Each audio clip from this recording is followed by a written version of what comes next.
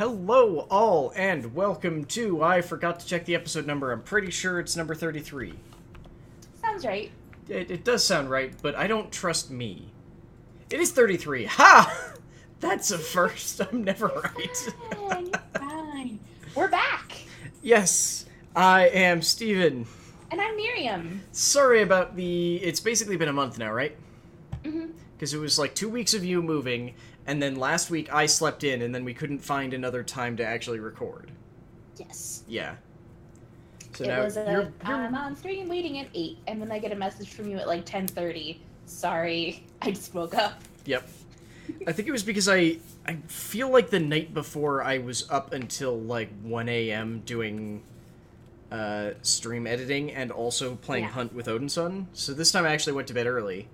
Mm-hmm. The problem now is just that I've been wearing contacts for like 3 days straight, which doesn't actually seem to affect my sleep, but it does make it harder for me to keep my eyes open. And I don't know why.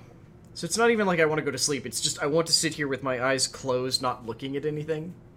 Maybe it's your eyes dried out a bit? No.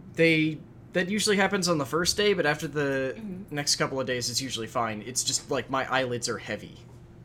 Oh, I haven't worn contacts in probably 2 years now. Yeah. But I've just switched back to the glasses, so it's just taking me a minute to adjust. It occurred to me, as we were doing the engine room, that I took a muscle relaxant, didn't I? Because I have, like, a cramp in my leg and have screwed up my knee something terrible. And I took, like, a quarter of a muscle relaxant and forgot, so that's probably not helping. So, I have coffee. Fun. Yeah, I have coffee to, like, fend this off. Oh, also, those of you who are watching the video of this, welcome to the new office. It's not 100% set up yet, but I don't have a skylight that randomly changes what sort of daylight is coming in on a regular basis. It makes us all so much happier. Yeah, it's not like I'm trying to dodge the light or like it's a glare right over the camera and nothing I can do. Like I can't move it to either side of my monitor to actually make it not terrible. Yeah. But yeah, the background will probably be changing as Alex and I set up and unpack. But for now, welcome to the new streaming spot for me. Yeah, you can tell because the audio is also like astonishingly better too. I know, right? Like just because it's not like echoing around that big room now that you've got it sort of like enclosed. It's just it sound. Mm-hmm. I think it's just that you can move away from your mic without it being quite so bad now. Yeah, like I literally my mic is right here, and actually, like it's only bad if you stare down the stairs while you're talking. Well, I also have a tabletop stand that should be in today. Ooh, nice. So I can actually have it sitting on my desk in one place forever. Did you ever snap and get the camera that actually has autofocus? No, the camera is next on my Amazon purchasing list. Like I said, like we said in the engine room, I tend to be of the, okay, what do I need right now to make things livable and workable?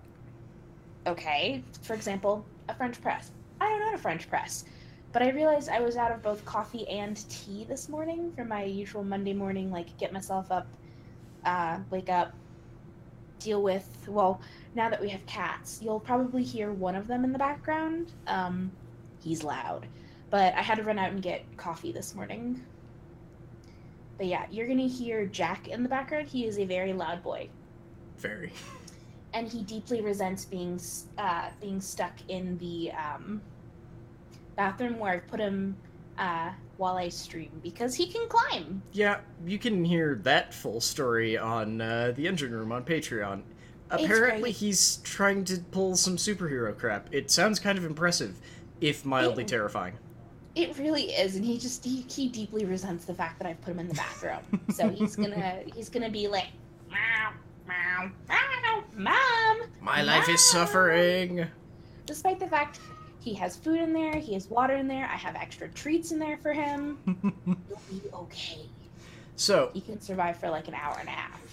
As I try to slowly work us back towards our actual topic, we are here to talk about M19. This is not the fabled Dominaria story episode, partially because we sort of are hoping to move a little bit away from doing the story episodes. Mm-hmm. Just because lately, I'm gonna charitably say the story hasn't been great. And I don't want to speak for you, but I know personally I don't like the whole Gatewatch thing in general. Like, we just keep seeing... They keep finding excuses for everyone to go everywhere. Mm-hmm. And I now... know for a fact, we both get... for one, for me, I have a hard time just, like, it's so much at once that it's hard to really cover in a way that makes sense for our podcast. Yeah. It doesn't make sense for us. Yeah. I mean, we'll probably try and do a, like, not go story by story, but sort of an overarching thing. So I have admittedly had some of the... I'm not going to say the story points, but some of the behind-the-scenes things sort of revealed to me. Like the fact that they brought in a new writer who hadn't written MTG before to do Dominaria, which seems like a not great idea to bring someone in new to cover the plane that Magic kind of focused on for like a decade, as well as not telling them that they gave Jace a bunch of character development. So it sucks so much because Ixalan was great. Yeah, I liked Ixalan too, and that's part of why I'm just like I'm very concerned about covering the story in the future. Is if they're going to not consistently tell the story in such a way that things are going to like maintain, then I don't understand why we have a story. Yeah, it would, like, best case scenario, they have like the same core team of writers for the entire, just that are story focused. That would be incredible. Yeah, like, yeah, there are some weird things about the Dominaria story behind the scenes that I've now heard that I'm just going, I don't understand any of these decisions, especially when you did Dominaria as a single set that for some reason every previous set only needed 5 stories for, or sorry, not set, as a single block, and every previous block only, or no, I did mean set. God. I'm sorry, I always get block and set so interchangeably confused. Like, Ixalan. We had 5 stories for Rivals and 5 stories for actual Ixalan. Mm-hmm. We needed 12 to get through Dominaria, but it was only 1 set, and it was an entirely new writer who'd never written for MTG, and everything about this sounds weird, especially knowing that there was supposed to be a second Dominaria set. But now there's the extra thing of, have we talked about where we're going after Dominaria? I don't think we have. I think announcement day was while we weren't recording, so... Yeah. Okay, to be clear, I love the plane that we're going to after Dominaria. However, I don't 3 large sets love Ravnica. I don't love 3 large sets that are going to take over the story for an entire year love Ravnica, because the last time we had a 3-set Ravnica block, we had 2 sets where no story took place, and they were pretty good and fun sets to play, and then 1 set where all the story happened. And the story was weird, and gave us the current Jace. So I'm not the happiest about any aspect of that, if I'm honest. Deep sigh. Yeah, like, look, I love Ravnica as a plane. Ravnica is an amazing plane. But if the entire point of the past, 3 years of changing up Standard was, we'll get to see more worlds. Like, it started as... Why are we going back to the same worlds, then? Like, apparently we're basically just going back to Ravnica every, I think it's 7 years now, which, fine, it's one of the most popular planes in existence. Probably second only to Dominaria, but we only stayed there for... But does it need to be 3 set? 3 full... See, and that's what I'm worried, is that what we're going to end up doing is it's going to be... The first set will introduce 5 5 of the guilds. The second set will do the other 5. And then the third set will be, oh right, Bolus was coming here for his big story thing, because this is the other thing I still don't get. What in the blue hell does Bolus want on Ravnica? He's literally coming to try and take over the only plane in the multiverse that we know of that has a magical bureaucracy system specifically in place to prevent one person from taking over. Like, that's what the first 2 Ravnica blocks were about! Big eye roll. Big, beautiful... Does that sum it up? Yeah, it's just like... My thoughts. So, like, quick rundown of the story for the previous Ravnica blocks. The first Ravnica block was, hey, let's introduce this whole new city thing. And the story for it took place over the course of a couple of years, if I remember correctly, because it mostly followed basically a police captain, or not even a captain, it was like a beat cop, effectively. And it was... The first set was... the house that doesn't exist, that everyone tries to ignore and pretend doesn't exist, exists and is actually sort of helping a different group break the guild pact, and then the guild pact was kind of sort of broken, but not completely, and then the second one happened, and the guild pact completely broke, and they sort of rewrote it, but it wasn't quite as good, if I remember correctly. And then the third one got really extra strange, because it involved a different... It involved the Azorius trying to break the guild pact, and also the Simic almost ruining the entire plane because they're crazy. The first Ravnica story was very confusing, like I said, because it was split over a couple of years, and also involved creation of a demi-plane. Hi, Cal. That was terrifying. Like, the Ghost Quarter card that we have is a reference to a demi-plane called the Ghost Quarter that was accidentally created in one of the Ravnica blocks, because all of the, like, undead spirits were getting sucked up into it. It was very odd. And then the most recent one was... There was basically no story in 1 and 2 of Return to Ravnica. Like, the first one was introduce 5 guilds, and, hey, there's this, like, there are these gates that we've started to identify around the city. And then the second one was introduce the other 5 guilds, and, hey, look, we found our gates, too. And then we made it to the last set, whose name they didn't reveal until very late, because it was called Dragon's Maze. Because Niv Mizzet, the only dragon left, except that he wasn't the only dragon left, so it got even more confusing. Mm-hmm. I guess decided that he discovered this maze that ran throughout Ravnica, so every guild set up their runners to, like, run this maze, and I don't remember how, I'll be completely honest. Jace won, and became the Living Guild Pact, to, like, make sure that the Guild Pact actually worked. Got it. It was odd, and like I said, I'm massively summarizing pretty much everything. Like I said, this is gonna get a little weird, I think. Yeah, and I guess that's just my big worry, is that usually with Ravnica's sets, historically, we don't get a ton of story. Like I said, a lot of the story from the first Ravnica set wasn't visible in the cards. It only was visible if you read the actual books. So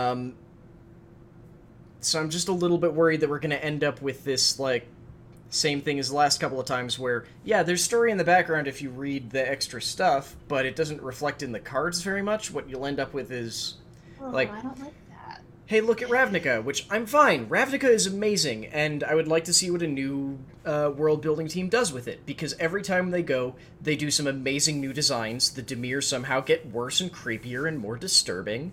The Rakdos somehow get, like, more insane and, like, crazy chain-based kink monsters. Like... I'm sorry, that's a very funny way of describing it. There was some stream relatively recently where, I think it was a Chewy stream, where it was like Bill and I ended up talking with other people in chat, and it ended up being some sort of discussion about, like, what guild someone was in, and then someone brought up, like, kink shaming. It's like, look, you can't kink shame the Rakdos. They're, like, that's probably one of their kinks. Probably. Oh my goodness. Yeah, actually. But yeah, I'm just afraid of that we're gonna end up with a bunch of like, yeah, there's background story, but it doesn't reflect in the cards, and the cards we're just getting, it's another Ravnica set, which is sweet. Not gonna say that's not sweet. I love Ravnica. Ravnica is a beautiful, really well thought out plane. I'm just afraid that we're going to get 2 sets of nothing, and then Nicol Bolas is going to enact his plan and have his plan foiled all in one set. Oh, no. Nope. I don't like that. It's like, if you're going to give us 3, big, sets of this, or big, it's blocks, yes? Yeah, they're all large sets. Yeah. If you're giving us this big, giant, sprawling iterations of this, build up to the story. Yeah, don't have it be this That's good storytelling. Yeah, this has always been the weird thing with, this is part of why they moved away from 3-set blocks, was because they discovered that, okay, well, usually, one, there were mechanical issues, especially with draft and things, but we'll get into that, or we won't get into that, because that's not really our purview. They moved away because it was usually, okay, well, the first set is, world building and setup and everything like that, and then the second set is usually, something happens, and then the third set is it gets resolved. So they realized that usually ended up leaving the second set being this weird negaspace where it was yeah, a thing happened, but how does that thing happening really change all that much? And it didn't. Why is my phone going off? Because I had a backup alarm in case I wasn't awake in time. I appreciate, as per last week, I appreciate your backup alarm. I had 4 alarms, apparently, because there were, we were texting, I think at, 5:40 something, and then I had... just after 6 this morning. Okay, and then I had an alarm for, 7:15, 7:30, 7:45, and apparently one for 9, just in case. Yeah, I set one for 7... What did I do? I set my alarm for 7:50 this morning, and Alex gets up around 5 to get ready for work. Yeah. So I woke up when his alarm went off, dozed until... probably 5:30, 5:45, and then just ended up getting up at 6. Okay. Because Jack wouldn't shut up. Right, so they discovered that really the second set usually just didn't have that much to it, so that's why we moved over, after the whole Dragons of Tarkir thing, we moved over to the idea of trying to do a 2-set block. Mm-hmm. And we stopped doing that mostly because what they decided the actual issue was small sets. The issue was small sets having to sort of reflect off of another set's mechanics and be compatible with it. Which, cool, sure, that's fine. I will say that I think in the past couple, that's definitely true. At least, they're especially looking at, draft and sealed, limited, I mean. But I can see that definitely being an issue. But that means that if you tried to do, say, the Amonkhet storyline as... one block, I don't think that would work. You would have to have 2 very, one set. I guess blocks and sets are now functionally the same thing, which, again, deeply confusing. Because, yeah, you've got, this one has all of the, Nicol Bolas stuff happening. This one is the exploring this whole entire new plane. But then we get stuff like Dominaria, where it was actually just amazing, but... because of that, a lot of the story doesn't show through the cards terribly well. It's a lot of world-building cards. Yeah. We got introduced to all these cool new legends, and a lot of them were implied to be, on the Weatherlight, which obviously means that the Weatherlight is, gathering this crew of people. Yes, and then it talks about, where are they on the weather? Who are they into the Weatherlight? Yeah, what they do on the Weatherlight. Yeah. Cool. Yeah, that is really nice. I'm worried we had fun with that set, I think. That's what I'm worried, though, is that, okay, they figured out how to do... They're starting to figure out how to do these single-set storylines. How is that going to work when you have us on this plane for 3 sets? Mm-hmm. And, yeah, I'm worried about it. We'll see. I think we've talked about this for probably too long, but was mostly my fault. This is our... we're not going to talk about the story anymore.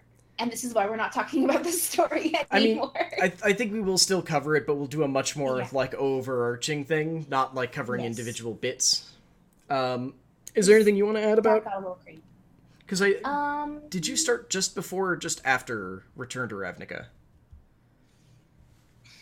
I think I started just after because I think I had core cards from that year. I think it was core cards from that year. And then I had some of the Return to Ravnica cards. Okay.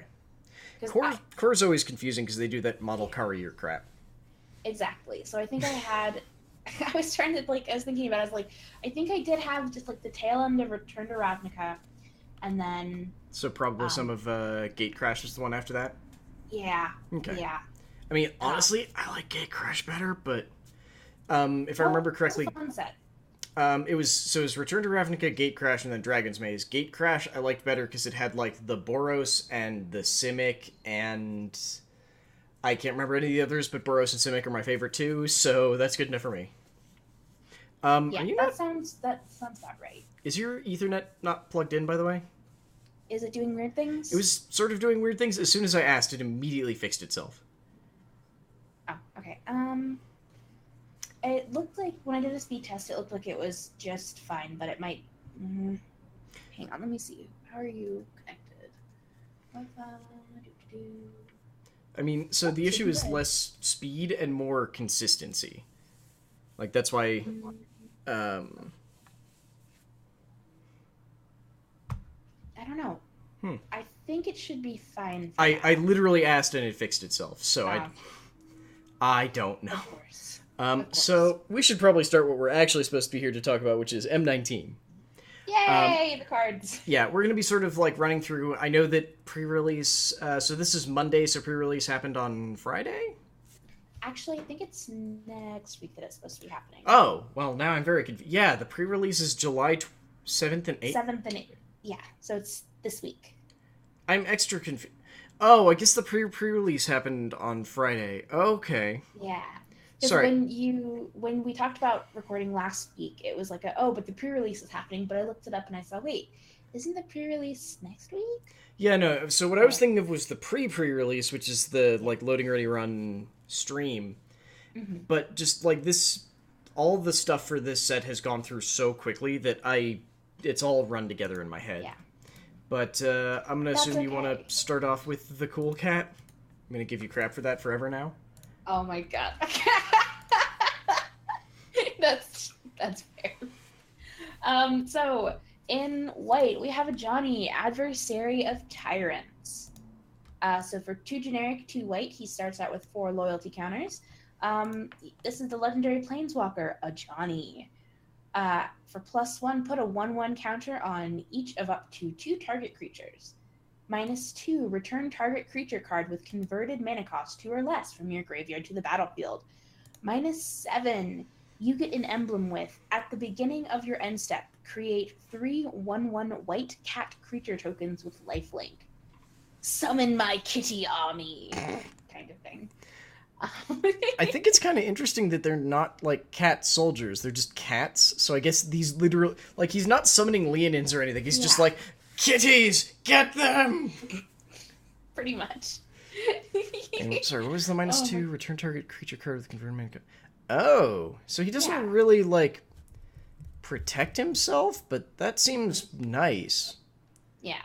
I mean... 4 mana, put a +1/+1 counter on 2 target creatures that you control. Yeah, that actually seems kind of workable. Yeah. It's not... I don't think any of his abilities are holy crap, that's so broken or busted, but they're all, very workable. Yeah, he's very... I don't want to say tempo, because he doesn't feel tempo-y, but he feels just solid. Yeah, Yeah, he doesn't defend himself, so he'll probably not be played super highly, but it's cool. I'm trying to figure out what... last for a little bit, at least. Yeah, I'm trying to figure out what summoning cats has to do with being an adversary of tyrants. I guess... Cats don't take well to orders? True. I guess? I guess probably, the -2 is, recovering small... the downtrodden, because it's anything that costs 2 or less. Mm-hmm. And I guess the other one is... or the plus is giving bonuses to the downtrodden? I guess. So, raise up those who cannot protect themselves, I guess. I don't know. guess, yeah. Ajani's always been like in my brain. He stands for justice. Yeah, he's always been, especially like maybe not flavor wise, but like card wise, he's always been a. He's never really been a healer, but that's not really a thing that we have in Magic. He's always been sort of like a give strength to others sort of thing. Mm-hmm. Like, he never attacks directly, except when he's really angry, and when he's literally a Johnny Vengeant. But he usually gives other people, like, +1/+1 counters, or makes you, or allows you to, like, create dudes that relate to how much health you have. Mm-hmm. Up next, I'm going to throw up the Ajani's Last Stand. We've been trying to think about this, and we're pretty sure this is supposed to be a reference to, especially given, like, the art here, we're pretty sure that this is a reference to when Ajani fought Nicobolus at the Conflux on Alara, when he was the only person who has ever actually beaten Nicobolus, sort of. Ajani's Last Stand for 2 generic and 2 white. It's a rare enchantment. Whenever a creature or planeswalker you control dies, you may sacrifice Ajani's Last Stand. If you do, create a 4/4 avatar creature token with flying. Oh, yeah, that totally. That right there. I think that literally... Didn't he create... He kind of created an avatar of Nicobolus' soul? Yeah, so the idea was that Nicobolus was trying to use the conflux that was basically the thing drawing all of Alara back together into one plane to make himself a pre-mending godly planeswalker again. As one does. Ajani siphoned off some of that power and used it to basically, in the whitest version of playing a clone that you can, drew out an aspect of Nicobolus' soul and made it an avatar so they were of equal strength and made them fight. And the fight lasted long enough that the conflux happened and he didn't get any of the power. Yeah, so, like, literally that first couple lines, that I think that cements that down. I think it might also have something to do with the thing that set Ajani off on his quest was the death of his brother. His brother was killed, and it made Ajani's Planeswalker Spark ignite, and unlike some Planeswalkers who, like, go kind of far away, because Alara was broken, it wasn't, like, individual planes, it was shards of a similar plane, but you couldn't just travel to them. He accidentally, like, jumped, like, one shard over to Jund, and started learning from Sarkhan about planeswalking, and I don't remember exactly how he figured out that Nicobolus's, like, scheming was what led to his brother's death. But wasn't he also blamed for his brother's death? I feel like that was something... I don't remember if he was, but I know he felt I know he personally felt responsible for it. But yeah, it turned out that it was Bolas. Like, Bolas apparently had, like, agents on every shard who were doing different things to either, like, aid the conflux or to, like, sow chaos when the shards reunited. Right. There's a second half of this card, though, that I didn't read. Yeah, sorry. I was like, oh, wait a second. I was like, I interrupted with something that I thought made sense. Whenever a spell or ability an opponent controls causes you to discard this card, if you control planes, create a 4/4 avatar creature token with flying. That's actually kind of sweet, then. Like, there's not a ton of random discard, or I get to pick what card I discard, but that's kind of nice. Yeah. Like, discard is always one of those things that, like, it kind of hurts to have it played on you, because you're just going, well, now that thing's gone forever. But that makes it a lot more workable. See, is someone mowing the lawn by you? Yes. Okay. They mowed yesterday, so now they need to mow again today. They're not very good at mowing, if I'm clear. Like, when I say they mowed, I mean that they somehow managed to mow, like, not even straight lines, just, like, sections. So now they're coming back, I assume, with a different person to finish? I don't know. I am going to mute when I'm not talking until these people are done. Sounds what card would you like next? I'm thinking that okay, where is it? Well, we talked about the fact that there's some pretty cool mares. Might as well, like, start on that. Oh, the shield mare? Give me just a second and I'll throw it up. Sounds good.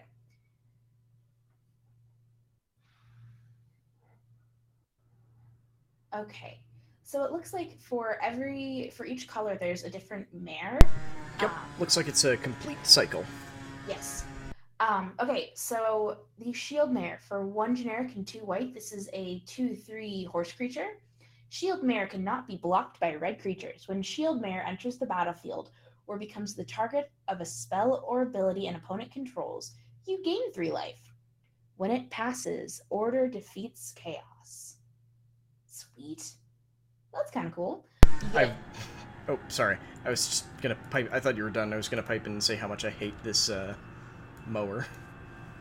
Go for it. Sorry. So what were you saying? I can tell when you're muted because it's like, oh wait, I hear nothing, and then all of a sudden, I hear the lawnmower. Yeah, sorry. I'm muting on the mic itself because if I don't, then the recording will still also have the one wonderful lawnmower sounds. No, it's okay. No, I think this is kind of cool. Nice little bit of a life gain there, and blocking red, or it can't be blocked by red, so that makes it kind of nice. Yeah, I think they all have this, because I'm going to throw up Surge Mare. For 2 blue, it is a horse fish. That reminds me, what was the second, Oh, Shield Mare doesn't have a second type. Nope. It's just okay. It's just a horse. It's just a horse. Yeah, this one's a horse fish. Horse is a horse. This one's a 0/5. However, despite being a 0/5, it has Surge Mare can't be blocked by green creatures. You know, because green creatures can't swim. Not well. It's more like a drowning. Whenever Surge Mare deals damage to an opponent, you may draw a card. If you do, discard a card, and for 1 generic and a blue, Surge Mare gets +2, -2 until end of turn. So functionally, I guess you could do that twice to up it to a 4/1? When it passes, waves touch the sky. That's I mean, honestly, this one also just has really nice art. I like that. Like, I really do. This is going to sound meaner than it's supposed to be, because it's not supposed to be mean at all. It looks like someone fundamentally misunderstood what I meant when I said seahorse.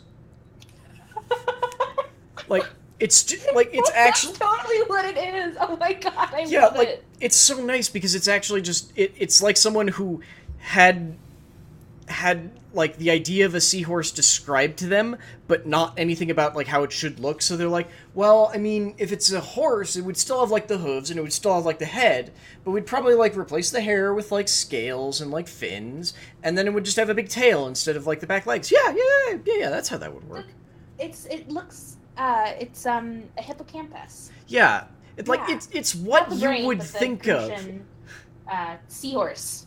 Yeah, like it's what you would think of. It's a seahorse. If you were told a seahorse without any connotation for what a seahorse was. Yeah, exactly. I just really like it. I think it's sweet. Do you want to go grab the Plague Mare? Oh no! Oh, yes, Plague Mare! Plague Mare! Oh my god! I'm sorry. When I was scrolling through the cards, I saw Plague Mare, and I'm just like, this looks so cool. I always love me some purple glowy eyes. Can you hear him? Yep. Little nugget. Okay. Seriously, this looks like the cover of a metal album, and I'm just like, it delights me so much. So this is Plague Mare. So for 1 generic and 2 black, Plague Mare is a 2/2 Nightmare horse.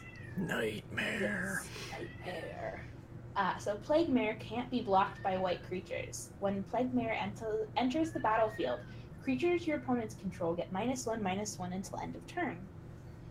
That's really good. I know, right? Yeah. When it passes, those who sleep dream of sickness and death. Those are some bad dreams. Can I not have those dreams? Yeah. And think about if, like, the person you're playing against has, like, a lovely spread of little 1/1 tokens. Oh, yeah. I mean, I don't know if there's... I know Dominaria was big on 1/1 tokens. Yeah.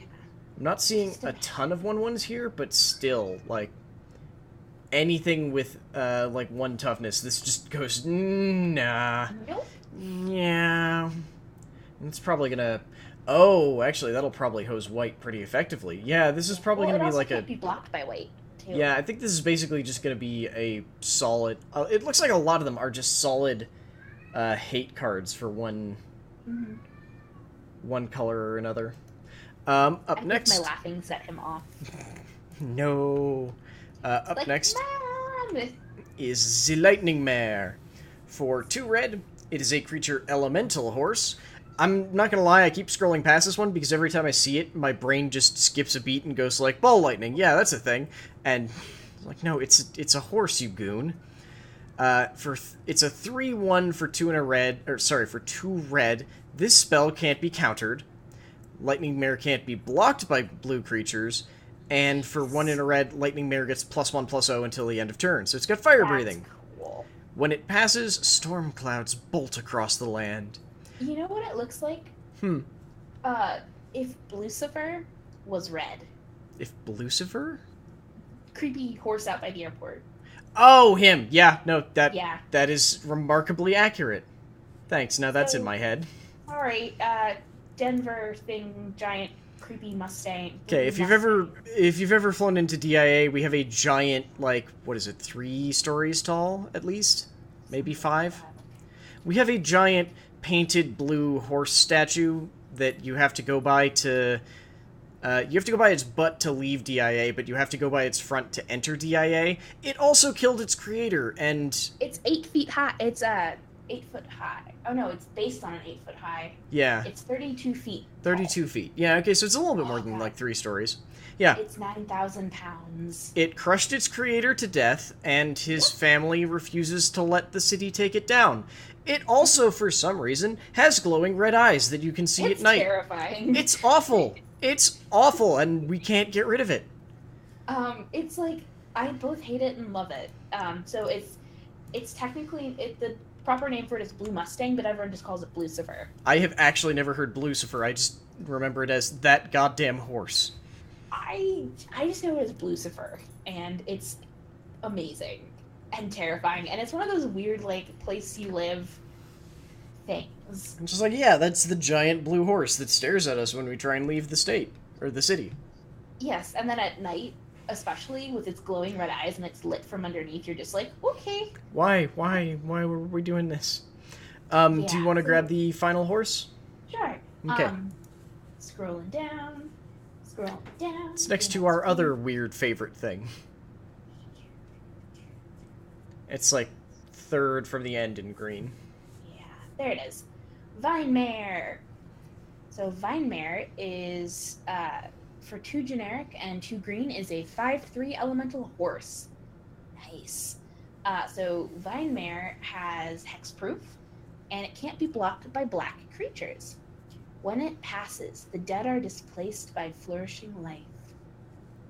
It does that by, I guess, riding through graveyards? That seems like a bad idea.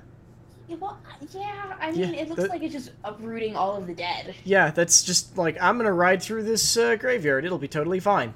Let's destroy all of your graves. Okay, and displace your corpses. Before we jump back up to white so that we can cover other stuff, the thing right next to this is possibly the derpiest art that I've ever seen that's still straight up terrifying.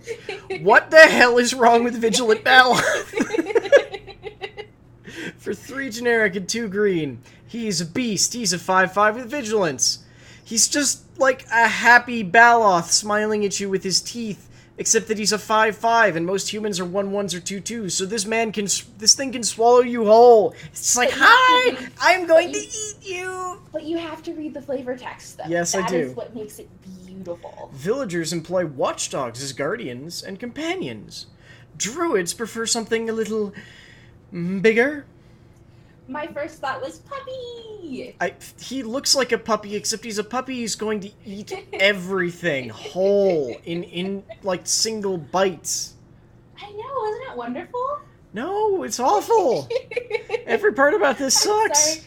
I thought it was pretty great. It made me giggle when I read that flavor text. I just love his stupid face where it's just like, ah, did you know a Baloth can smile? It looks terrifying. This is literally the creepiest approximation of, oh, hi guys, spelled H-A-I. Oh, hi guys, chomp. Oh, hi Mark, chomp. I thought that's what you were going for. No, I was thinking of, like, the internet silliness. Of, like, the stupid... Oh, God, what was it? It's, like, that weird... It's not lead speak, but it's, like... But it's not quite, like... Okay, you have to admit, if the Vigilant Bailoff faced off against Tommy Wiseau, the Vigilant Bailoff would win. Or we would get this think it might get indigestion, but I think it would win. But now I have the image of Tommy Wiseau riding a Vigilant Bailoff with his weird, creepy face and his hair in the wind, Fabio style. Okay, fine. Let's change it then to be, oh, hi, Stark, because maybe he'll listen to this and get confused. Do you want to come over way back up top and grab this? We've got a legendary person who I don't recognize. Sure. Back up in white, Lena. Lena. Yes, there we go. Well, I slowly try and drag us back on top of it. Sorry. Just the silliness that comes with some of this. We're very good at silly. It's basically our one redeeming skill. It's good to be back. Okay, so we have Lena, Selfless Champion, for 4 generic and 2 white. Lena is a 3/3 legendary human knight. When Lena, Selfless Champion, enters the battlefield, create a 1/1 white soldier creature token for each non-token creature you control. Sacrifice Lena. Creatures you control with powers less than Lena's power gain indestructible until end of turn. Those who do evil and those who do nothing are equally worthy of contempt. I like you. I got you, girl. I got you. I like her in, like, every aspect, but she seems really expensive. Yeah. Like, I mean... I almost feel like if it was 2 generic and 2 white... I think that might be too inexpensive for what she does, but the fact that it's... I mean, I guess now that I think about it, it's... 2 generic and 3 white. I feel like that would be a better... It would still cost 5. But yeah, but as soon as you add the 3rd white, that becomes so much harder to cast. I think that might be okay. Yeah. But yeah, it's just the idea that, like, I mean, on paper, 6 for a 3/3 has to have a pretty decent ability attached, and I guess her first ability is very... I don't want to say incidental, but I guess, like, situational. And in a large amount of situations, that basically is just... I have infinite dudes, so I guess that's actually... I guess that's okay for 6, yeah. I mean... And her sacrifice ability is... battlefield, though. Yeah. That you can create your soldier. No, it creates a bunch. No, it creates a... Oh, no. Oh, for each non-token creature you control. So, provided you've got a... Basically, provided you've got a solid board state to start with when you play her... It's just get another 1/1 for every dude you've already got, plus she'll still create one for herself, commander? Too. Would she make an okay commander? That might actually be one of the places where she would be really nice. Like a... I was thinking about that. Yeah, like a white, mono-white dude deck, or mono-white, even, like, she might be pretty solid in Brawl, honestly. Yeah, because you've created this army, now you just need someone to lead this army.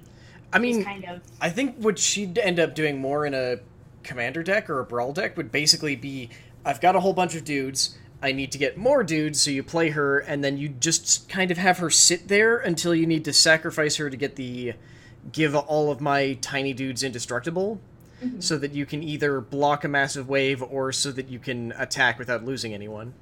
Yeah, so as a commander, she would make an excellent commander. Yeah, I think so. Yeah. But She just feels... That. I just strategized. Yeah, I think she feels a bit expensive for, like, not a casual format, but, I mean, we've been proven wrong many, many times before, so we'll see. I'm just like, I just strategized something. That does not happen often. But yeah, I think she would be a pretty decent commander. Yeah, I am still desperately waiting for Brawl to officially make it into MTG Arena. They're currently testing Singleton, but...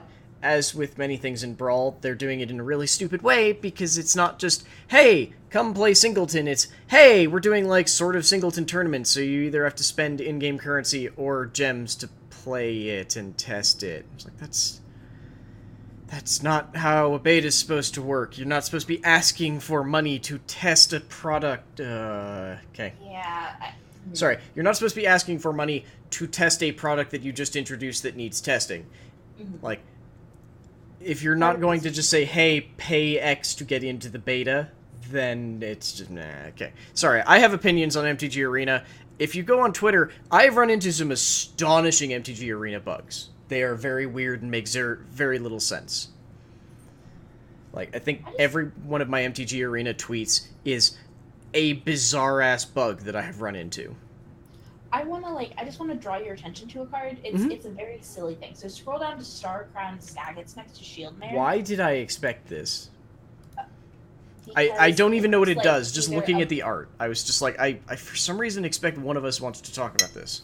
It looks like either a Bob Ross painting or a Christmas card. Like, could you imagine that on a Christmas card? I'm trying to see, does he have 2 Ds or just one? 1D. Star Crowned. No, the artist's name. Oh, it's Jonathan... It's Kuo. Jonathan Kidd, but I can't tell if it's... Is it Kidd or Kuo? I think it's Kuo, dude. Oh.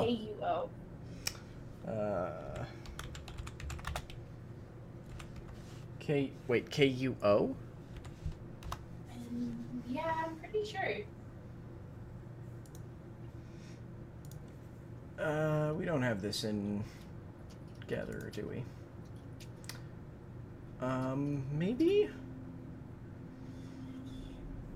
Let's see.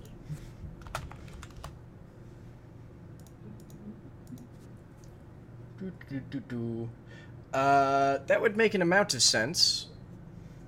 But anyways, the art on this I really like. It's kind of cool. You may have just found me one of my new favorite artists. Hey, look at that. Well, let me talk. Well, I'll talk about the card real quick, and then we'll go back to the art for that, because that would be important. So Star Crowned Stag, for 3 generic and 1 white, is a 3/3. So whenever Star Crowned Stag attacks, tap target creature defending player controls. White as starlight on snow. It appears only on the eve of the winter solstice. It's the Christmas reindeer! Yay! I'm sorry. It looks like something that you would find on a non-denominational holiday card that you send out, or like paintings of the white stag of Arthurian lore. So like, seriously, that would be like the white stag that. Oh no, I totally agree. That's just, and I don't know why I wasn't expecting that sort of like comparison drawn. Yeah, it's like the power of that is like, yeah, that is like pretty darn fantastic. Okay. And as a card, it's really not. Oh no, yeah, this is actually like pretty sweet. 3/3 for 4 and pseudo removal? Yeah. That's pretty good. I would say that's like. Or I guess like it's not removal; it's more like pseudo evasion. But yeah, that's still awesome. So. Plus, it's like super sweet looking. So I've got 2 things real quick. One, so if Jonathan Kuo, I guess we think it's pronounced, sounds vaguely familiar, it's because he did a bunch of the dinosaurs from Ixalan. Oh my, okay. So he did the art for some dinosaurs. Yeah, so he did the art for Commune with Dinosaurs. He did, I think this is, oh, hang on, I have to actually, I can see the art, but I can't remember what the name is in my head, so I have to go check on Gatherer. But he did a bunch of the dinosaurs. So he did Kavu Climber in Masters 25. No, is this Masters? Yeah, Masters 25. He did Nest Robber. He did one of the banned ones, Rampaging Ferocidon. Regisaur Alpha, Stampeding Horncrest, Territorial Allosaurus from Dominaria, and Thrash of Raptors.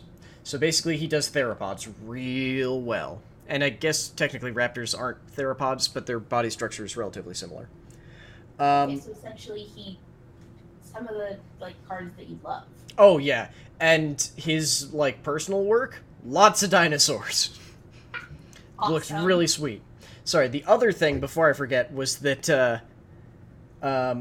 I think a bunch of people are going to hate me when we get close to Christmas because I may or may not be setting up an entire holiday-themed overlay for the streams. Okay, those of you who are listening, you might not know, Steven loves holiday stuff. I do. loves. Like, when we were working together in the bake shop, you would turn on Christmas music in November. No, I did not turn it on in November. I waited until we got back from Thanksgiving break, which for us was like the first day of December. and mind you, I don't I kind of celebrate Christmas. You celebrate Christmas when other people make you celebrate Christmas. Yes, it's not for like any like, grr, I'm a Christmas Grinch. It's just I didn't grow up celebrating it, so like, for me, Christmas music is appropriate to start in December, not like if it doesn't start the 1st of December, my heart doesn't break. Miriam, we live in the United States. It starts as soon as Halloween ends in some places, sometimes before. Yeah, it does. It doesn't. But yeah, no, I just really like all holidays, but specifically, I love Christmas. It is a pretty holiday, I will say that. And there will assuredly be some things going on. I think I even have overlay stuff for this. Like, for anyone who's watching the video version of this, we have like camera boxes around us. I believe I have Christmas camera boxes set up as well. Oh my god. I'll be honest, if I could figure out like regular holiday ones, I probably would, but Christmas is the big important one. Okay. Can I ask that you put an obnoxious Hanukkah one up for mine? Yes. With like dreidels and stars? I will do what I can. The thing is that I'm going with like a pre-made one. So I have one for Christmas, so I'll basically have to try and make one for you, which my Photoshop skills will hopefully be less bad by the time that comes around. That's a while away, and Hanukkah starts early this year. So. Okay. Then you'll have to definitely give me some warning. Yeah. I for some reason assumed that they were gonna like layer on top of each other again. So no, that only happens every couple of years. Okay, but... then I will actually just make the entire stream Hanukkah stuff, or not stream, like the podcast. Oh, thank you. Okay, is there anything else we want to talk about in White? Not particularly. I mean, I'm seeing a lot of repeat cards that I've actually played before. Okay, I'm gonna have fond memories of. I'm gonna grab one real quick, just because I don't actually care at all about the card, but Valiant Knight. I like it because I don't know how many people really remember Alara anymore, because it's been a while. This is from the Bant part of Alara, now that they've all sort of like reunited, and Bant was big on like knights and service and everything. They were green, white, and blue. They don't even have horses, though. They have these things called Liatao. So all of the knights ride what are essentially just a lion with massive Clydesdale-sized horse hooves. That's awesome. Like, you can't really see, but I can tell from the like designs that this is supposed to be Bant, which means that's a Liatao, not like a lion. So just off screen are like massive Clydesdale hooves on this lion that's sort of like bum bum bum. I can appreciate it. Yeah, I really like the Liatao. They're just an interesting. It's one of those weird like pseudo chimera things. It's just like, nah, it's cool. Like, I don't care if it doesn't make that much sense. Like what? Except without like the bloodthirst of chimeras. I mean, I don't think chimeras are usually all bloodthirsty, but then again, they've also been like. I mean, they're fire-breathing lion goats. I think I was going more for the like. Oh, the it is a combination of two creatures that aren't necessarily supposed to be combined. See, my brain went chimera, Greek mythology. I don't know why I'm on a Greek mythology kick right now. I don't know. I'm gonna mute for just a second. Okay. So I think we're all done with white, heading into blue. Okay, I'm back. Sorry about that. Okay. I was just introducing that we're in blue now. Yes, we are. Crazy. I don't. It feels like a lot of the blue things are reprints or cards that they're blue and we're bad and don't like blue. Honestly, neither of us really plays blue that often. Yeah, like, I play blue as a tertiary or secondary color at the best of times, but that's about it. Yeah. Like, I play blue in conjunction with other stuff because it makes card draw happen. Yeah, I mean, we could talk about... Well, I mean, okay, so I have a couple of cards that I could talk about. I mean... I think I'm grabbing some at random, too. So, sorry, which one? Tezzeret is the planeswalker for blue. Okay. So we've got Tezzeret, Artifice Master, for 3 generic and 2 blue. He comes in with 5 loyalty counters. So at +1, with +1, create a 1/1 colorless Thopter artifact creature token with flying. 0, draw a card. If you control 3 or more artifacts, draw 2 cards instead. -9, you get an emblem with. At the beginning of your end step, search your library for a permanent card, put it onto the battlefield, then shuffle your library. I mean, obviously, artifact deck. Yeah, I mean, the fact that he creates dudes is very helpful, especially dudes with evasion. Mm-hmm. And 0 cost card draw, that does seem pretty solid. Mm-hmm. I don't think you're going to get down to that -9.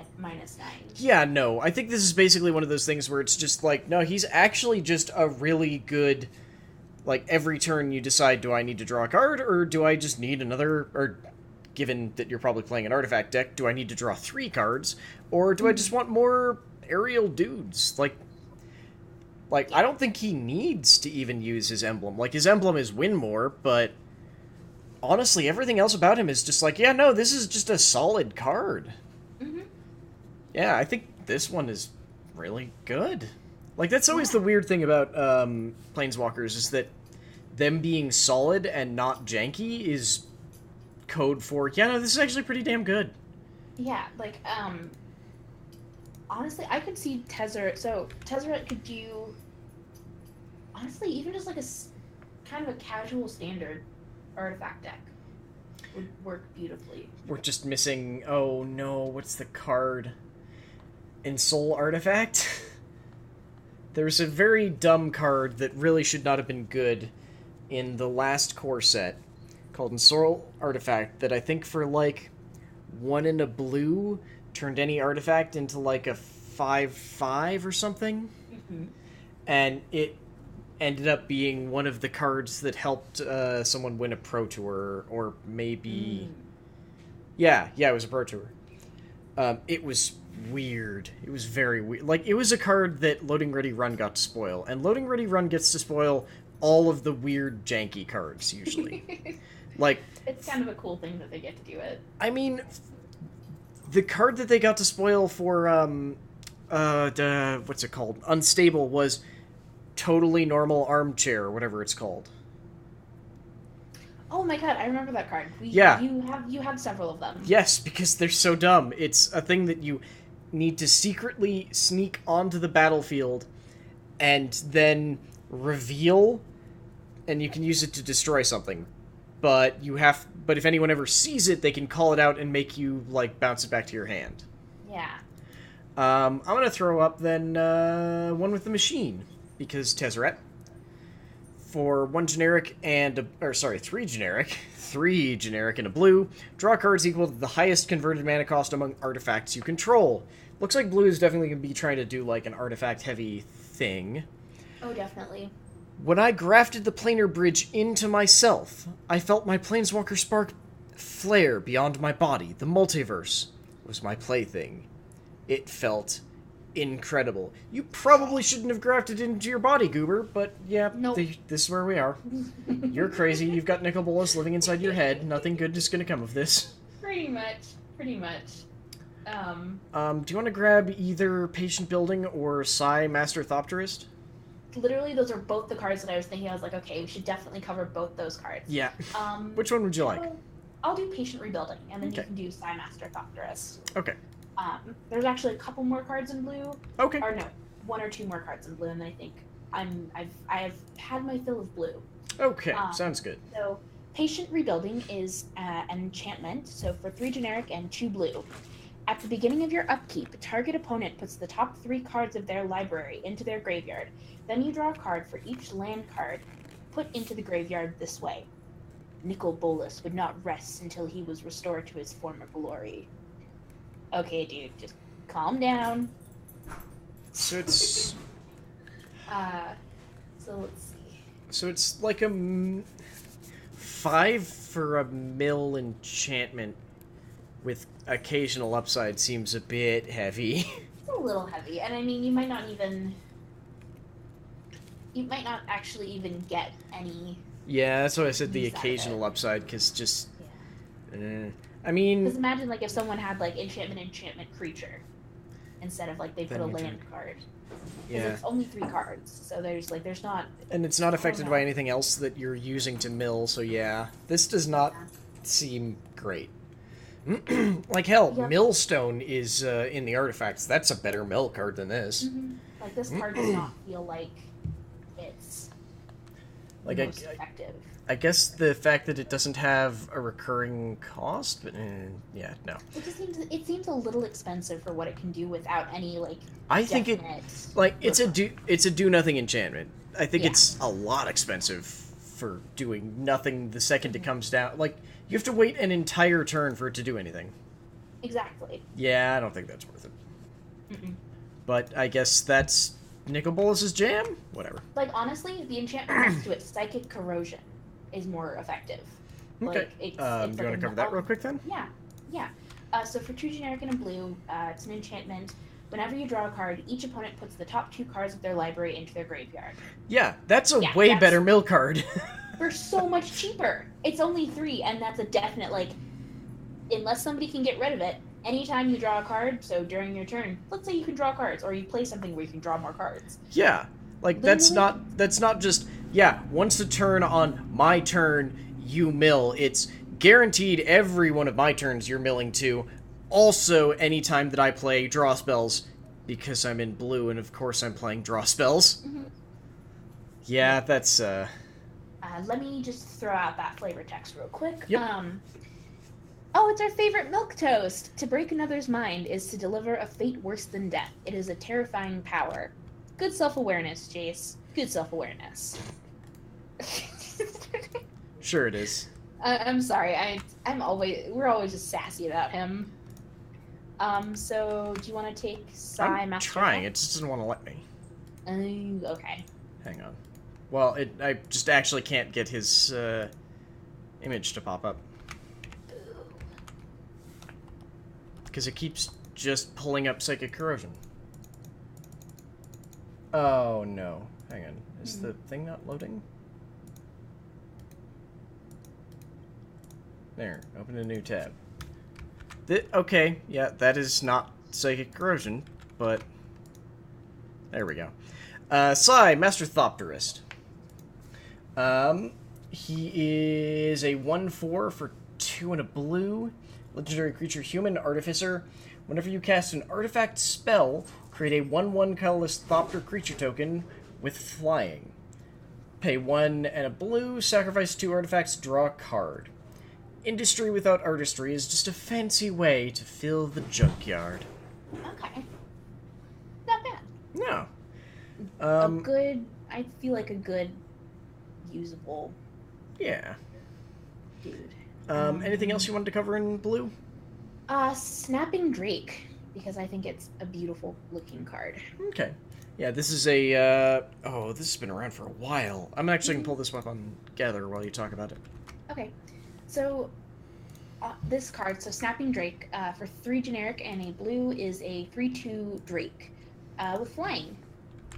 Foul-tempered, poorly trained, and mule stubborn, the Drake is the perfect test of the master as well.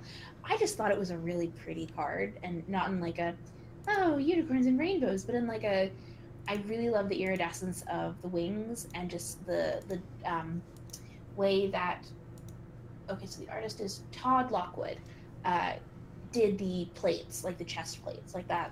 This is apparent. So it's a very old card, but apparently this art has only been around for a little while, because this card has only been reprinted in recent memory in M10, and it was like that's the only other time this art has been used.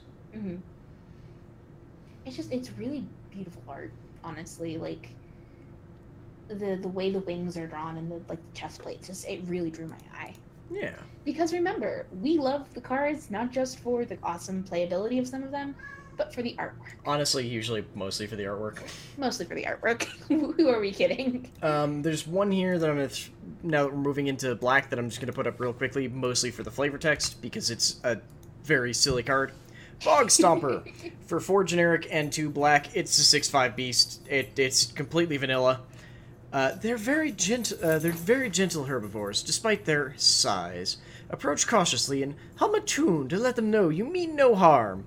Because Vivian Reed is basically just Steve Irwin. Steve Irwin. Yeah. Actually, next to it, Bone Dragon. Yeah, I was about to put that one up too. Oh, good. Do you want to read that one? I would love to do Bone Dragon. Okay. So for 3 generic and 2 black, this is a 5/4 dragon skeleton with flying. So for 3 generic and 2 black, exile 7 other cards from your graveyard. Return Bone Dragon from your graveyard to the battlefield tapped. Its roar is the clatter of 1,000 bones. That is some sweet, sweet artwork. Yep. That is so pretty. Up next, for more, I'm gonna say probably story reasons, also because screw omnipotence. Fraying omnipotence.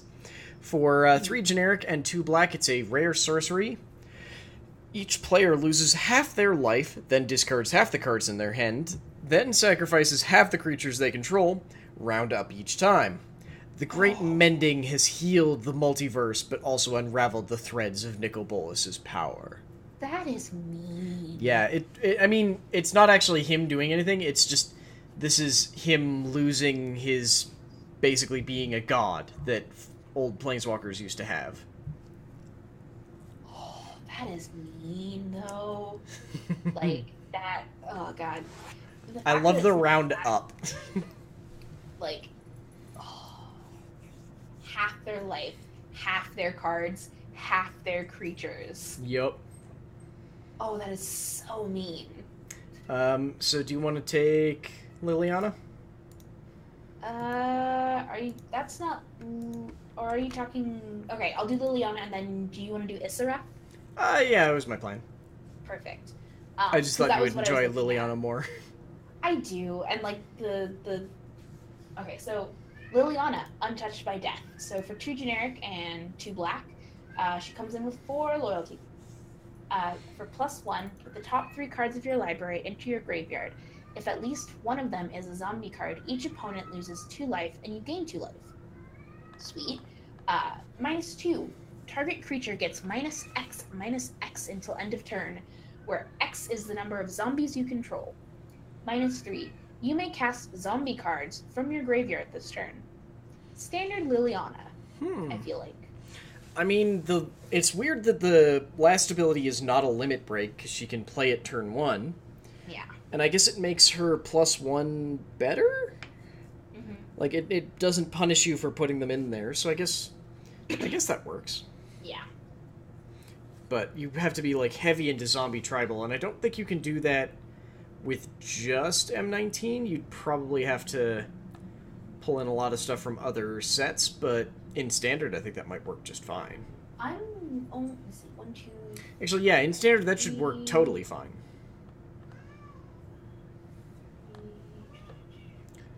Okay, I'm scrolling down through black just to kind of see...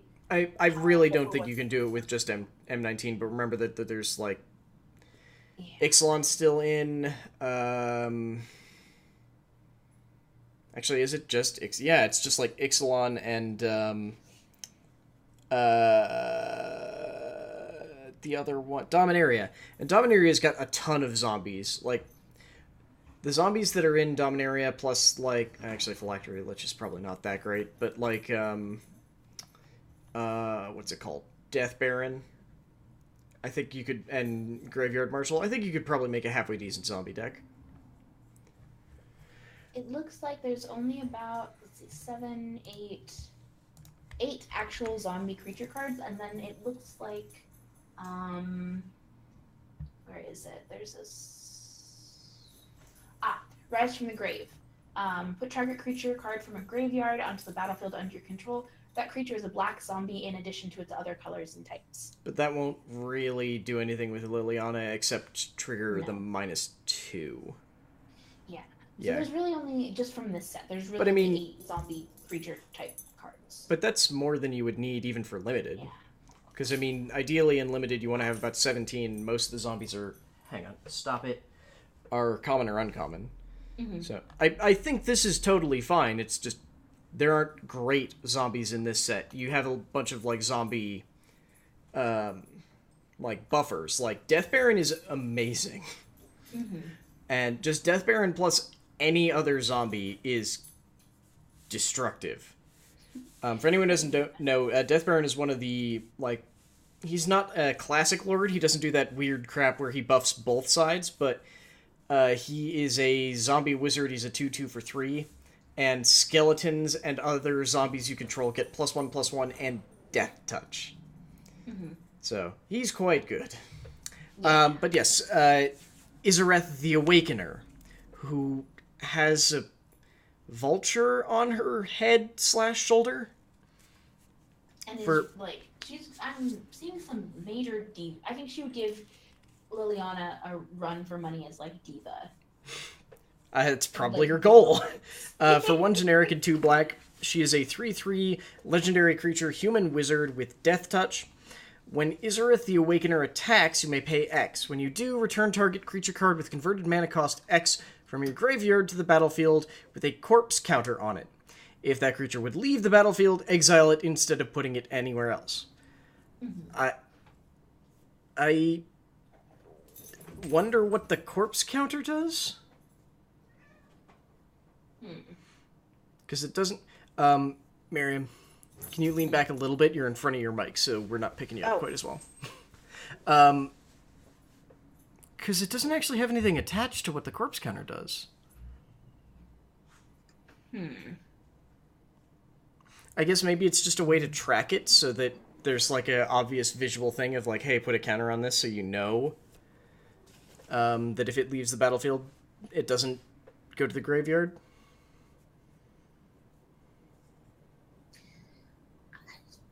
I'm like looking to see if there's anything else that mentions corpse counter. Don't think so. It feels like it's something that's supposed to be played with something else, but I don't. Usually they would call that out very specifically. I'm willing to bet this is just like the same as the brick counters from Amonkhet, where it's just like it's a visual indicator of this thing is changed, and you need to remember that. Because normally, if they were going to do something like that, they would include more than one card that plays off of it, because that would be... I guess it's just like, this card is a corpse. Yeah. Yeah, just like a way of going like, remember, if this dies, it doesn't go to the graveyard, you can't get it back, idiot. Yeah. Okay. Do you want to take the silly art? Macabre Waltz? No. I mean, that's a reprint. We've seen that art a couple of times, honestly. Then which silly art are you talking about? Stitcher's Supplier. Yes. There you go. I thought you would get a kick out of that one. I thought the Stitchers Macabre are amazing. Waltz was funny, but I wish we could have played that campaign where I was Stitch Your Granny some more, because I feel like that would have ended once they could have figured out how to make that character work. I feel like she would have been fun. So Stitcher's Supplier for 1 black. This is a 1/1 zombie creature. When Stitcher's Supplier enters the battlefield or dies, put the top 3 cards of your library into your graveyard. No part goes to waste. I don't know why I keep thinking of like Ina Garten, Martha Stewart type references. That's terrifying. I was just thinking that the art looks sweet and kind of cool. Oh no, it is, but like for some reason I'm getting like some Ina Garten, Martha Stewart type cooking show. Like I know that's terrifying. Goes to waste. Okay, then I'm gonna move right along from that over to red, because we're gonna jump right onto Apex of Power, which for 7 and 3 red is a mythic rare sorcery. Exile the top 7 cards of your library until next turn. Until end of turn. Until end of turn, you may cast non-land spells exiled this way. If this spell was cast from your hand, add 10 mana of any one color. As I desire it, so shall it be, Nicol Bolas. Yeah. Nice. Are there? I know that there were some like there's a bunch of dragons, right? That's what we're gonna cover. It's red. there's going to be lots of dragons here. Yeah, so do you want to cover Demanding? Yeah, I was going to say, since this is the card that is our background right now. It is. I mean, we're covering up the head, but yeah. So Demanding Dragon for 3 generic and 2 red. This is a dragon, a 5/5 dragon with flying. When Demanding Dragon enters the battlefield, it deals 5 damage to target opponent, unless that player sacrifices a creature. A knight's devotion to their steed only goes so far. Give me a goat or I punch you in the face. Oh, that's so sad. It's like, bye horsey, you were a good steed. Be eaten by the dragon. You're my bait. That's sad. I'm sorry, but I don't think I'm going to be able to unsay or unhear, give me a goat or I punch you in the face, though. Another dragon who's up next, we've got Lathless, Dragon Queen. For 4 generic and 2 red, she is a legendary creature dragon. She's a 6/6 with flying. Whenever another non-token dragon enters the battlefield under your control, create a 5/5 red dragon creature token with flying. Also, she has, I guess, dragon fire breathing. For 1 generic and a red, dragons you control get +1/+0 until end of turn. Oh, that is beautiful. So she just has, like, every dragon gets fire breathing now. Suck it! And I just love that, like, that, oh my god, like, she would be amazing for, like, a mono-red dragon deck, or just, screw it, just go, like, Dragon anything, like, Dragon commander deck. Agreed. Yeah. Do you want to grab Sarkon, and I'll cover the weird common thing that has bizarre stuff? I was hoping you would, because that one causes a bit of discussion in the it does, but room. Only, like, etymology-wise. Yeah, because we're nerds. So Sarkhan Fireblood. For 1 generic and 2 red, Sarkhan is a legendary planeswalker. He comes with 3. So, +1, you may discard a card. If you do, draw a card. +1, add 2 mana in any combination of colors. Spend this mana only to cast dragon spells. -7, create 4 5/5 dragon creature tokens with flying. Wow. Yup, I think this is actually going to be pretty sweet. I also like that he's got no minus. No, well, like he's got the big minus, but he doesn't have like normally there's like the plus and then a minus and then a big minus, but he's only got the big one. Okay, all the planeswalkers in this set are really playable. Yeah, they all seem like none of them seem like insane or broken or even like particularly powerful. They just all seem really nice and solid, which for a core set planeswalker I think is the best that we can hope for. Yeah, sorry, I had to sneeze, so I had to mute no myself. worries. I figure you would prefer that. I did not even realize that you were sneezing, so yeah. But okay. yeah, that's just cool. That is a very but yeah, all of them solid planeswalkers. None of them are like meh. All of them are pretty solid, I think. Yeah, I mean he's got mono red card draw, which is weird and hard to get. Yes, you have to discard beforehand, but it's fine. That's honestly fine to get access to more cards. And then for also a +1, you can. They're both +1. Like ramp out dragons. Sure. Yeah. I'm fine with this. Yeah. That's great. That is fantastic. Well, jumping quickly over to the random common that we were talking about. This is we think we've decided that it's supposed to be Onak. It might be Onake, but we're not 100% sure. Ogre. For 2 and a red, it's a 4/2. The ogres you know are nothing like the Onake. Possessing both intellect and industry, they have brute strength without being brutish. This may seem really random and kind of dumb, but this is actually an ogre from the plane where Liliana stole the Chain Veil. In fact, the Chain Veil, we believe, was actually made by these guys, because she stole it in a, one of their tombs. Mm-hmm. And this is the first we've really ever seen of them outside of the comic where that happened. I think there was there have been a couple of cards that referenced it, but no, cards that were from the plane. I think we saw, like, a zombie ogre from the plane at one point. Maybe. But this is interesting. Maybe eventually heading there?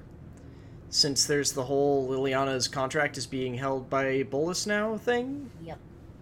We'll have to see. Yeah.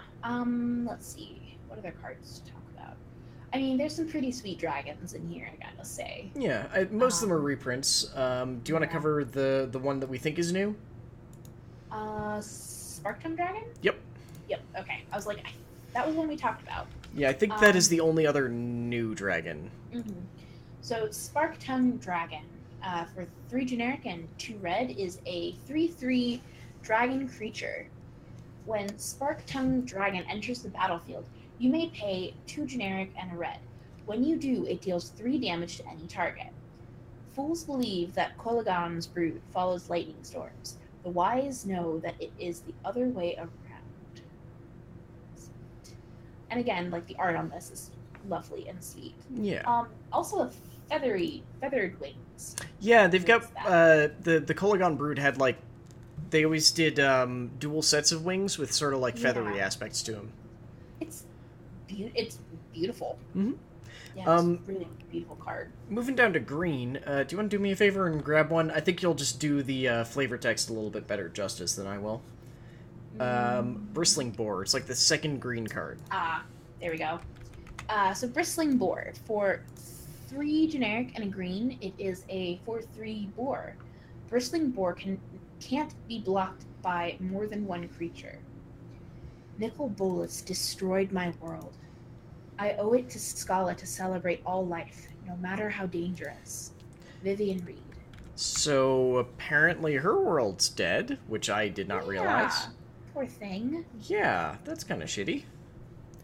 Bolas, you dick. Speaking of Vivian, this is my favorite card from the set. For 5 green, this is Gigantosaurus. It's a dinosaur. It's a 10/10 for 5. Each tooth is the length of a horse, and new ones grow every 16 days. Let's get a closer look. I think it's eating a snapping drake. I would like to point out, look at the artist.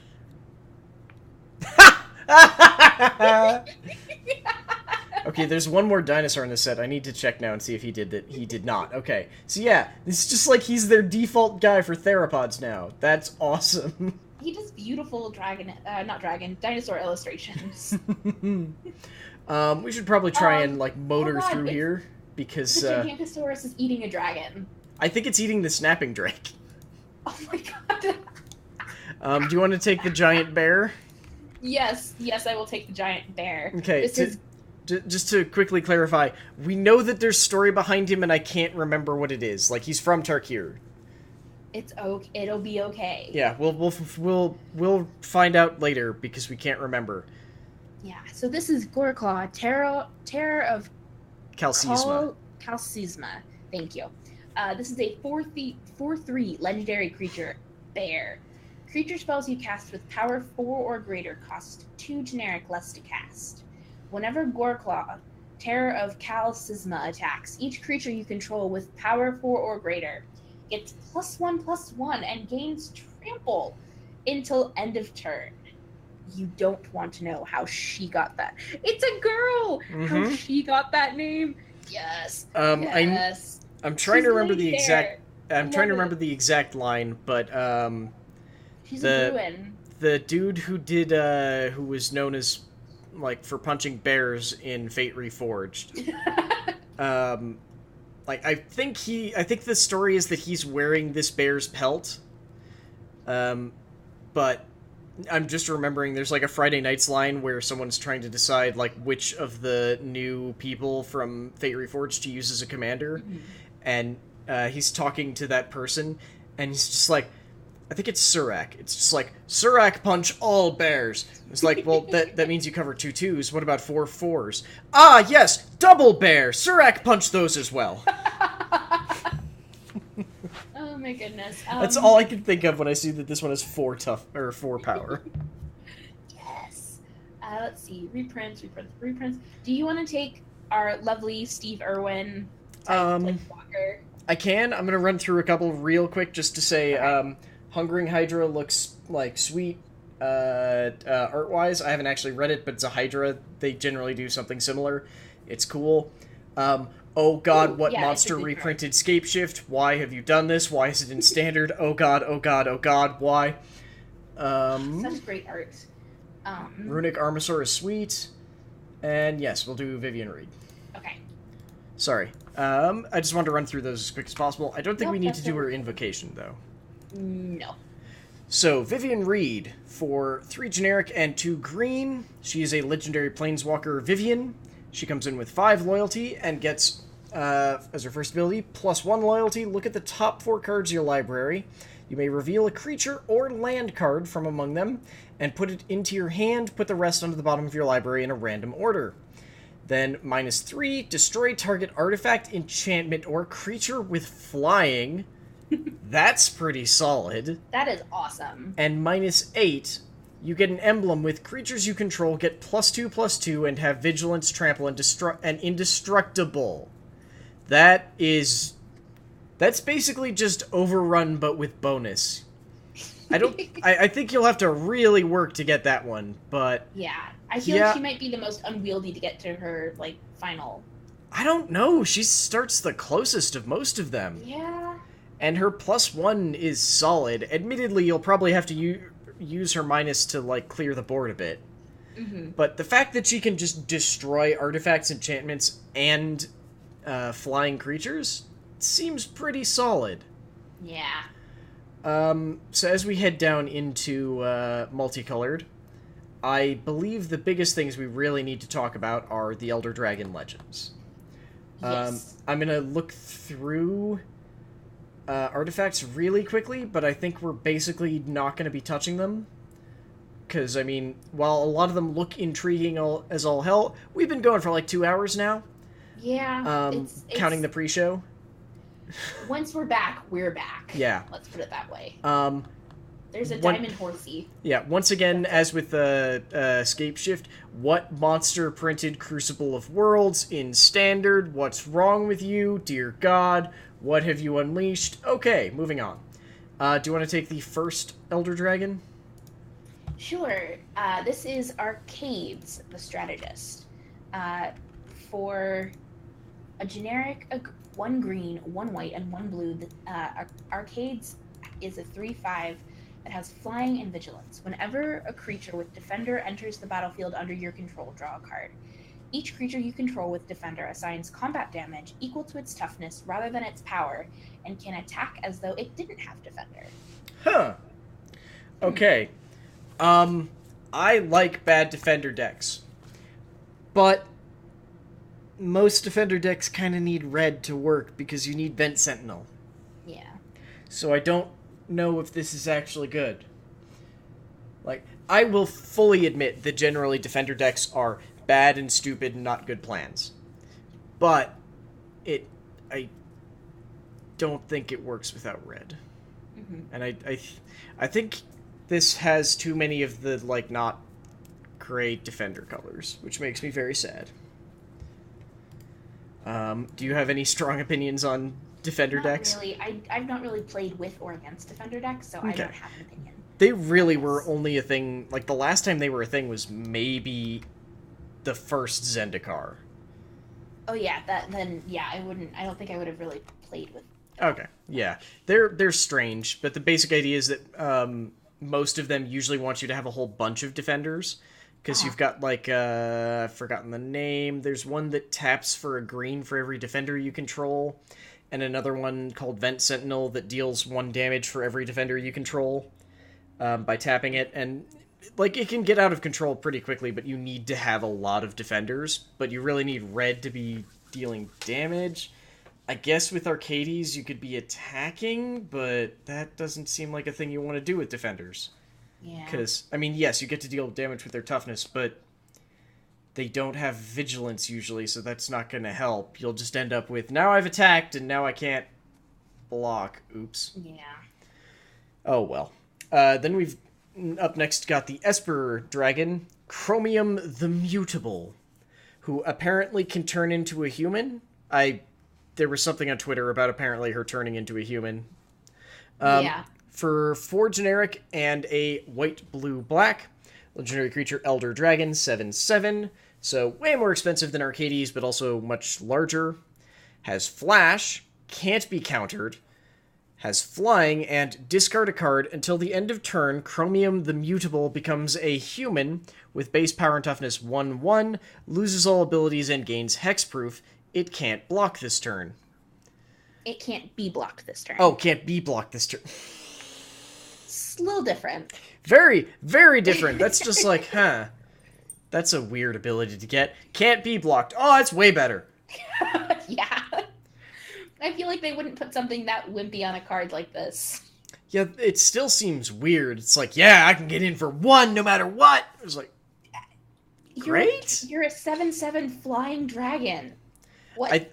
Why? Why would you want to turn into a little piddly human? I feel like that one is a little bit more of like, the important thing is giving itself hexproof so it can't be targeted. But that's just weird. Okay, next legendary dragon. Nicol Bolas himself. This is Nicol Bolas the Ravager. Because he transforms. Yeah, so so Nicol Bolas for a generic, a blue, a black, and a red is a 4/4 with flying. So when Nicol Bolas the Ravager enters the battlefield, each opponent discards a card. I do like the each. Always good. Yep. So for 4 generic, a 1 blue, 1 black, 1 red, exile Nicol Bolas the Ravager. Then return him to the battlefield, transformed under his owner's control. Activate this ability anytime you could cast a sorcery. Okay, and then he transforms into Nicol Bolas the Arisen. For Dun, dun, dun. he comes in with 7 loyalty, and he has +2, draw 2 cards. -3, Nicol Bolas the Arisen deals 10 damage to target creature or planeswalker. Jesus Christ. -4, put target creature or planeswalker card from a graveyard onto the battlefield under your control. Mind you, anybody's graveyard. Yup. Graveyard. -12, exile all but the bottom card of target player's library. That's so douchey. I mean, so this is that's actually a thing that Jace the Mind Sculptor, the one that's banned in almost every format, sort of did. If I remember correctly, his thing was that it was shuffle your mill your entire deck, and then your hand is now your deck. So when you run out of cards in your hand, you lose from mill. But you didn't play Jace the Mind Sculptor for that. You played it for all of his other abilities. And I think, again, you're going to be playing Nicol Bolas the Arisen for all of his other abilities. Mm-hmm. Admittedly, it does cost 7 to get this. And you already have to have had Nicol Bolas out to play it. And made sure he didn't die. Because this is not a thing you can do at instant speed.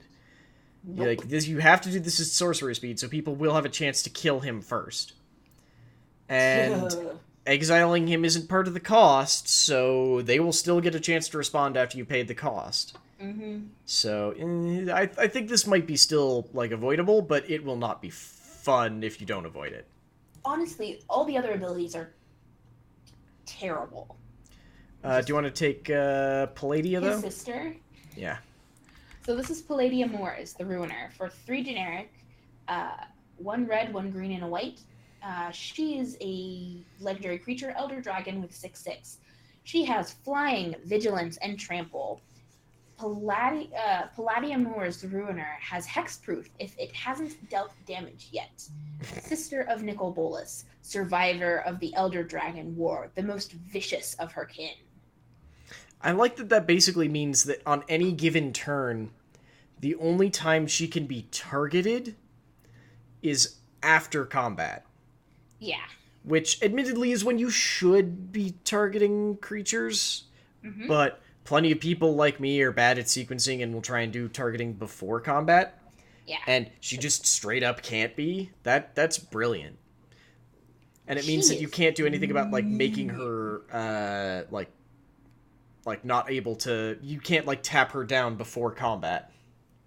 Honestly, I think she's scarier looking than he is. Oh, definitely. I think she also, like, then... I think she might be one of the better of all of the Elder Dragons we've talked about. Like, Arcades is niche. Chromium is interesting, but very strange. Nicol Bolas is a fine-ish card by himself. Like, he's very... Because of his, like, wide color array, it's sort of a pain. Mm-hmm. And if you can transform him, then yay, that's amazing. But before that, I think Palladia is just better. So we've got one more, which is Vivictus Asmati. So he is the Jund-colored one. Mm-hmm. So for 3, a black, red, and a green, he's a legendary creature Elder Dragon, another 6/6, so that's nice. He's got flying, and whenever Vivictus Asmati the Dire attacks, for each player, choose target permanent that player controls. Those players sacrifice those permanents. Each player who sacrificed a permanent this way reveals the top card of his or her library, then puts it onto the battlefield if it's a permanent. Okay, I think I might like Vivictus Asmati better, but just because I think he's going to be a very interesting card in multiplayer formats. Yes. Like, Palladia is good, but I think the fact that Vivictus can sort of do a politicking thing is interesting, because it can be, one, makes you sack them, so he can hit some things and remove some things that other targeted removal can't. Yeah. But he also gives opponents a chance to get something back. But the thing is, whereas Palladia is very much just like, I will rip and shred and tear you. Yeah. There's nothing you can do about it. Well, it also, again, player style. If you'd like to play a more aggressive deck, she is like, I will take you down as quickly and as efficiently and rip you to shreds. Yeah, and Vivictus is very much like feeding into the whole Jund thing, where it's he's got the like aspects of green and black, so like death becomes life and life becomes death. So it's like, yes, I'll kill a thing, but you'll still have a chance to replace it. You might get to replace it with a better creature, or you might get a land, or you might get nothing, but still. Like, I just like that idea that it's conditional upside. So, like, yeah, if you're playing against people who are aware of what their top decks are going to be because they're scrying or something, you go like, hey, you want that thing on the top of your deck for free? All it's going to take is that I'm going to destroy that thing. Yep. Yep. Like, and I just love that it's sacrifice and, like, it's targeted sacrifice. That's not a thing that happens. That's cool. That's really cool. I feel like it's a much more, what's the word I'm looking for? Subtle? I don't know about subtle. Subtle is the word I'm looking for. It's much more nuanced. That's what I'm looking for. Yes, it's very nuanced. Yeah, that's definitely a good one for him. I was thinking subtle, because subtle is part of nuance. Yeah. Because there's layers to it. I think that's just really cool, though. Yeah. Like, because I mean, like, there's only one artifact I want to talk about. Oh, yeah, which one?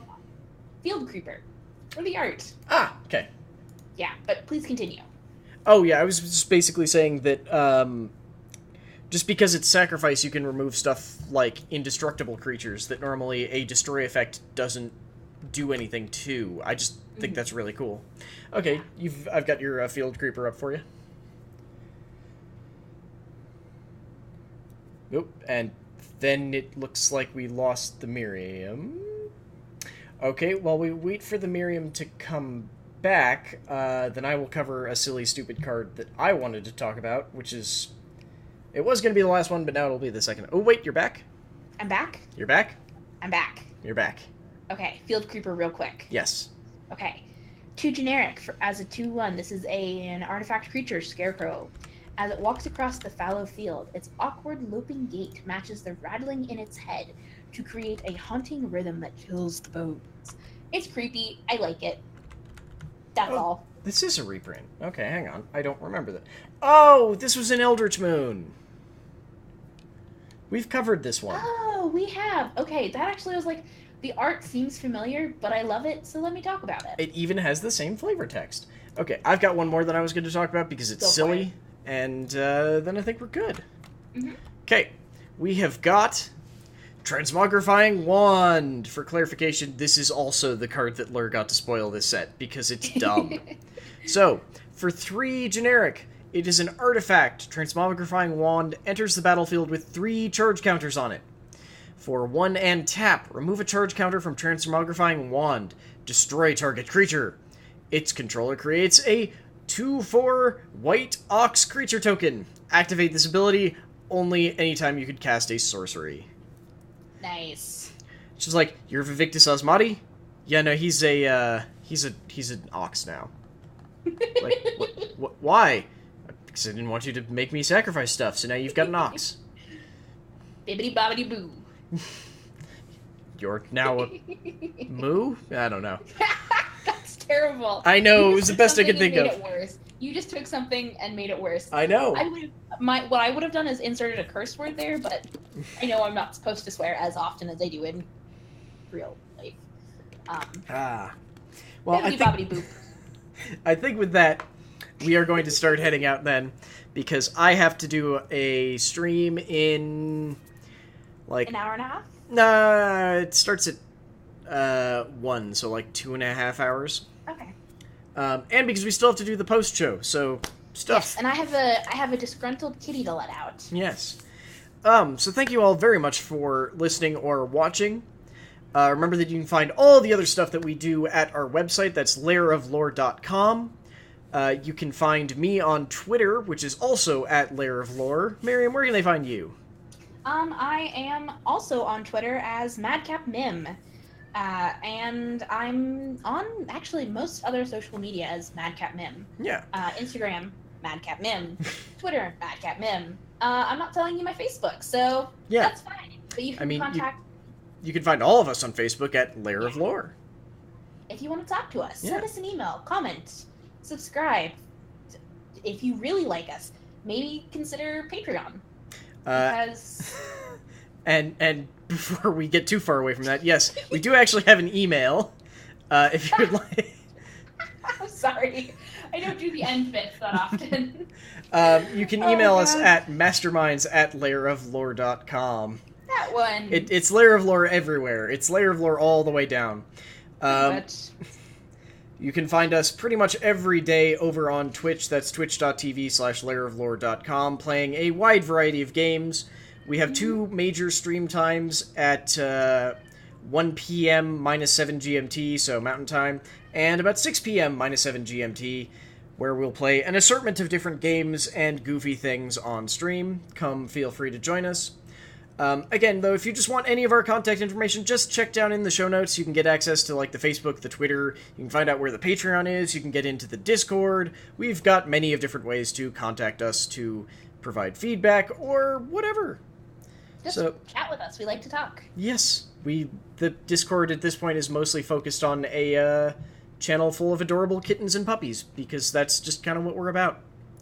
Anyway, thank you all very much for tuning in, and we'll see you next week, because Miriam's moved, and now we'll hopefully record again. Yay! Yay! One day we'll actually do the Dominaria story. Hopefully next week, probably not. We'll figure it out. Yeah. Alright. Bye, all. Bye! Hey, all. Thank you very much for watching whatever you just watched. Thank you so very much for watching. Remember that you can check out everything else that we do down at all these places below: Facebook, Twitter, YouTube, and even our Patreon, where you can help support us like the wonderful people up above me right now. Tramer and Stark Maximum are painters in the Lair. Thank you very much, and we'll see you next time. Bye, guys.